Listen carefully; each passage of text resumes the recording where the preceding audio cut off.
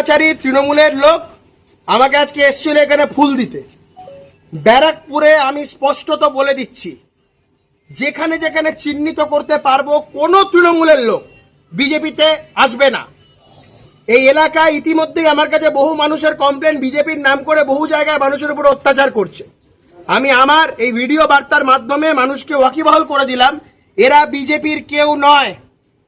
বিজেপির নাম করে এরা যদি কোথাও কোনো রকম কিছু করে, এর দায় ভারতীয় জনতা পার্টির নয়।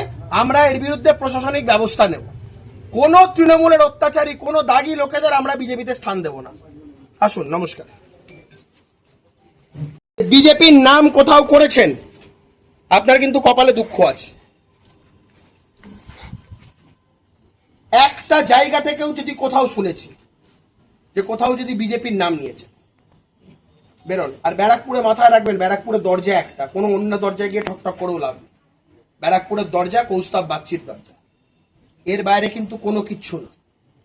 কোনো তৃণমূলের কোনো লোকের কোনো জায়গা নেই ব্যারাকপুরে, যারা আমাদের কার্যকর্তাদের উপর অত্যাচার করেছে। আর বিজেপির নাম ভাজানো আপনাদের, I am the last person to tolerate. অন্য কেউ টলারেট করতে পারে, কৌস্তব বাগচি করবে না, আমি আপনাকে বলে দিলাম স্পষ্টত, জেনে রাখুন। আমি যদি কোথাও একবারও শুনেছি বিজেপির নাম কোথাও নিয়েছেন, আপনার কপালে কিন্তু অশেষ দুর্গতি আছে। আর এটা আমার অফিসিয়াল পেজ থেকে যাবে, আর এই ভিডিওটা যেন ম্যাক্সিমাম সার্কুলেট হয়। Done.